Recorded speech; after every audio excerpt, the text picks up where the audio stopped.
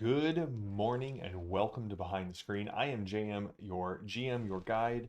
We are going to be talking about some Savage Pathfinder today. Yes, Rook. This is a show where we just take time to talk about things we love in gaming. I feel, especially this week, there have been a lot of people talking about a lot of things that they hate. Rational or not, there's always people who want to talk about things they hate. And that's not what I do on the show. I want to talk about things that I love. I want to talk about things that inspire me, things that bring beauty and joy into my life. And so that's what we're going to be talking about today. So let me take you back. Man, feels like almost 20 years ago, but it's probably not that long ago. But I'm standing in Complete Games and Hobbies, and a game store in Colorado Springs. And I picked a new book off the shelf. I was managing, we got some new product in, and it had a very sort of distinctive cover. White with these strange, large mouth goblins. And I remember flipping it open, and the first thing I read is goblins chew and goblins bite, goblins cut and goblins fight, stab the dog and cut the horse, goblins eat and take by force. Goblins race and goblins jump, goblins slash and goblins bump. Burn the skin and mash the head. Goblins here and you be dead. Chase the baby, catch the pup, bonk the head to shut it up. Bones be cracked and flesh be stewed. We be goblins. You be food. And I was hooked. I had no clue what was going on. It said Pathfinder across the top. Burnt Offerings, Rise of the Rune Lords. And I grabbed a copy. That was my first exposure to the world of Golarion, to Paizo as a company. I mean, I had bought Dungeon and Dragon magazine, but I was only vaguely aware that Paizo wasn't Wizards of the Coast. But with the opening lines of Burnt Offerings, I was hooked. And I've played a lot of Pathfinder. Played a lot of Pathfinder 1, probably. I think I started 7 or 8 campaigns and actually played through all the way to completion 2. I think we played all the way through Reign of Winter. I think we played all the way through Rise of the Rune Lords. And good morning to everyone. Forgot about that. Good morning, Rook and Ian and Padre. And I would fall out of favor with Pathfinder. It was a game I loved, but as you can look behind me, I love a lot of games, and so I would play a lot of Pathfinder and then sell off all my books, and then something new would catch my eye, and I would buy back into Pathfinder. Pathfinder 2 came out, kind of the same thing, and so I have this deep and abiding love of what Paizo has done. Their world Golarion, I love. Again, aside from one country that just doesn't make any logical sense to me in the face of the reality of a fantasy world, but we're not here to talk about that. And I love Rise of the Rune Lords. As Rook said, it's quintessential Pathfinder. It is what I think about when I think about Pathfinder. I think Pathfinder 2 struggled a little bit to have that same kind of. They had some fun adventure paths to start off. Extinction Curse was a lot of fun, playing a circus. But I don't think it's till Abomination Vaults that they finally got their big hook for for Pathfinder 2. So why am I bringing all of this up? This is our month or two of talking about Savage Worlds. Well, today we're going to talk about Savage Pathfinder. The great team over at PEG partnered with the great team over at Paizo and decided, hey, you know what are two great tastes that would taste great together? Savage Worlds and Pathfinder. And I will be honest, I cried bullshit several times as I was looking at this thing. I was like, no, they are fundamentally completely different experiences. Pathfinder is quintessential, what I'll call mid-wave D20 gaming, right? You have old school gaming, which is, I would say, everything before 3rd edition. And then you have kind of the new wave gaming, which is kind of 5th edition and on. And for a while there, the 3.5 era of gaming had a very distinct style of play to it. A style of play that I would have argued was impossible to replicate with Savage Worlds. Savage Worlds is fun, it's fast, it's furious, it's pulp, it is chewing through extras. Haha, I did my research. And fighting a couple of wild cards and saving the day. Pathfinder is the heavy tactical, lots of moving pieces, moving through the levels, right? The grind, the adventure paths are completely different to Suede's plot point campaigns. Plot point campaigns are focused, they're fast, they're designed to give the GM enough of a framework to run something, but also to be pretty loose. The adventure paths are, for Pathfinder, are a fun ride, right? With a lot of encounters put in there that are there to make sure that the players have enough XP to get to the next adventure path. But I got back into Savage Worlds through Savage Rifts. I was like, man, this is a really good port of the feel of Rifts. And so when the big box came right before it, I think right before the Game Changer closed, or the pre-orders closed, I jumped in. I jumped all in. I got the Pathfinder box and the big box of Rise of the Rune Lords. And so let's dig in. If you want to get into... so we have the Fantasy Companion coming out. We'll probably do a review of that. But Savage Pathfinder attempts to do what I just said. It attempts to bring the feel and the experience of Pathfinder into Savage Worlds. I know there's a lot of Pathfinder fans who would say, hey, it's not broke, we don't need to fix it. But I think that Savage Pathfinder offers something very unique. I think it does give us the feel of first edition Golarion. And they did a lot of cool things with the rulebook to change it from Suede. So if you're looking for a fantasy setting or rule set with Suede to use, you basically got two options. Fantasy Companion is a little bit more broad, a little bit more generic, gives you a lot of, I feel like I'm enunciating weird this morning, a lot of different options to play a variety of generic fantasy campaigns. Savage Pathfinder is tooled to give you that feel of class and archetype that we talked about way long ago at the beginning of the year when we were, or end of last year when we were talking about fantasy genres.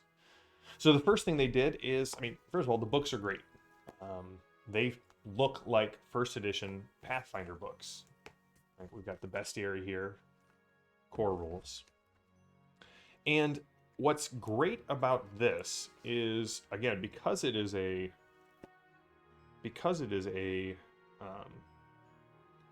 PEG product, this is one of those rare times where you're going to get something and you've got the rules in here. You don't need to use the Suede book. So if you're looking at getting into Savage Pathfinder, it's nice because it is sort of a one and done kind of thing. Now, for those of you who know Pathfinder, you know that really a character is a collection of traits, which are attributes and skills, edges, and hindrances. Making a character in Savage Worlds does not feel the same way as making a character in Savage Pathfinder. What they did was they created what are called class edges, essentially. They are an edge that you get to pick that allows you to replicate a lot of the things we've come to expect from D20 gaming. Yes, I agree, Rook. Making classes into edges is a brilliant method to handle them. You can ignore this. Like, if you don't want to take a class edge, don't do it. There are going to be restrictions placed on you because of that, but don't worry about it. Make the character you want. That's sort of Suede's kind of core identity. Now, here's the thing. Iconic frameworks in Savage Rifts probably led the way, but I think the class edges in Savage Pathfinder are a much more streamlined and slick way of implementing the same idea as the iconic frameworks, which are trying to replicate, the OCCs, the occupational character classes of Rifts. But essentially, class edges like Barbarian, we're just going to take a look at a quick one right here. There are requirements. You have to be a novice to take it. You have to have a strength and vigor die of at least D6, leaning into the idea that, hey, you have to be tough and strong to be a barbarian. It gives you a lot of the things that you would expect from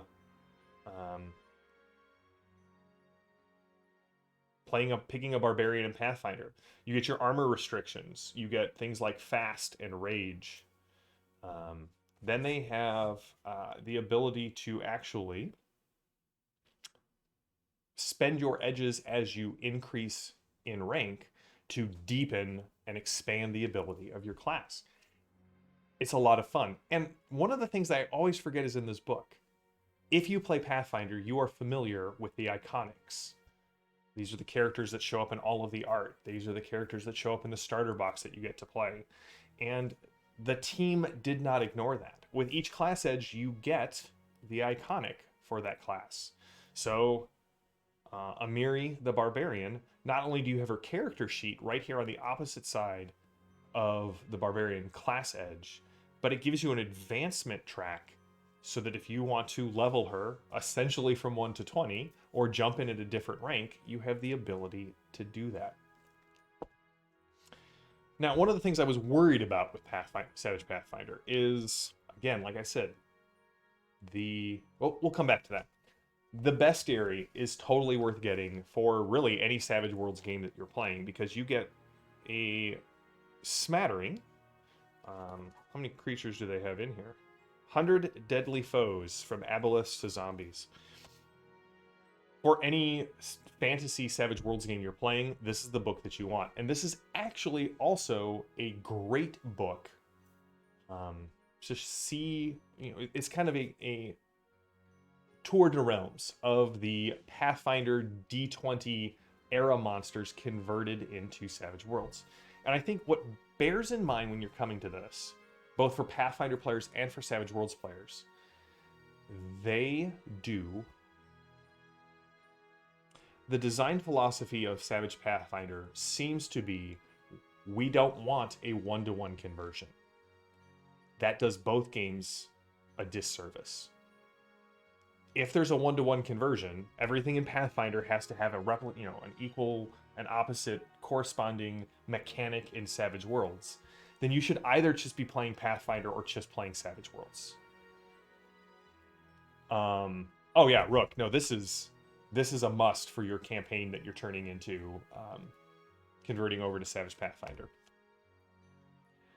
So, what they have done is they have taken a high-level view of what makes Pathfinder Pathfinder and ditched the rest. So you get 100 cool monsters. They are not the same stat blocks that you would find in Pathfinder. Also, there is no attempt to make everything a wild card. There are some tough monsters in here that would be a challenge for a Pathfinder group that are not, they're extras. They're not wild cards, which is interesting to me. It plays into the fact that, right, the focus of a fight in Savage Worlds is on the one or two big guys surrounded by the bunch of extras, and they stay with that. So what they did to actually make this game feel like Pathfinder, in addition to the class edges, is... Let me pull this up.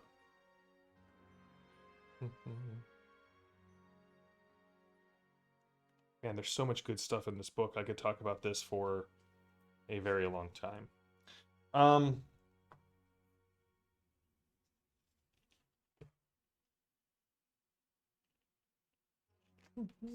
So, you have the domains for clerics, which fits, but they didn't attempt to change the powers or the trappings. So your wizard and your sorcerer are not going to have nearly as many spells as they do, say, in Pathfinder. But the ones they do are going to be super flexible. And that's the thing to remember. You got to try and not go into this expecting, again, a one-to-one equivalency. That would be doing both games a disservice. Yeah, the Fantasy Bestiary is also great. Rook, check out the Fantasy Companion. There's a ton of monsters in that one. With the GM screen, they brought back Hollow's Last Hope, which, if you are a Pathfinder 1 veteran, especially of the early days when they were playtesting things, this is great. Like, this was a fun thing to read through again. So let's talk about adventures. So at this point, there are technically 7 adventures. You get Hollow's Last Hope with the GM screen, and then they have the complete Rise of the Runelords. Now, remember, Rise of the Runelords, each book is 96 pages. 8.5 by 11. These are about 70 pages, 70 to 80 pages, and they are a much tighter, streamlined view of the Rise of the Runelords campaign. There's not a lot of extra encounters because we don't need them. If you're running Savage Pathfinder, definitely check out the advancement changes and advice that they have in the Savage Pathfinder rulebook.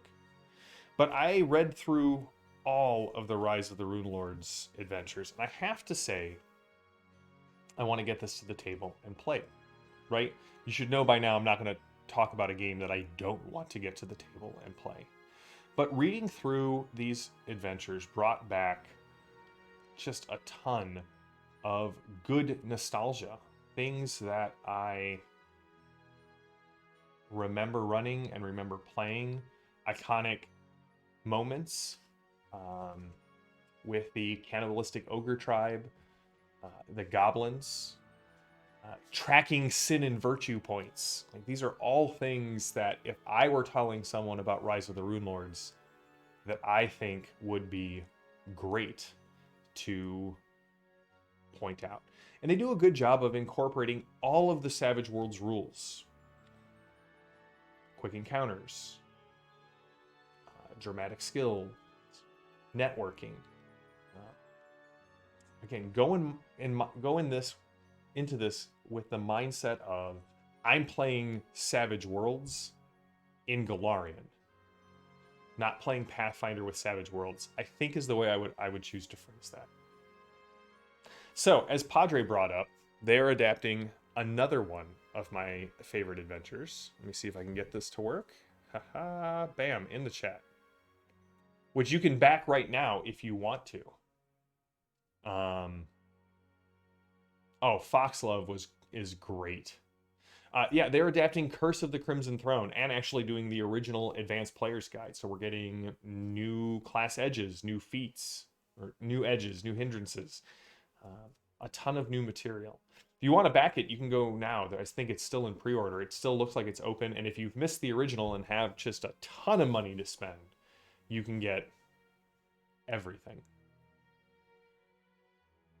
Personally, I would really love to see Reign of Winter, which leans into Baba Yaga and Russian mythology and has quite possibly the weirdest adventure from any Pathfinder adventure path ever, where the group goes from Golarion to, I think, 1917 Russia and gets involved with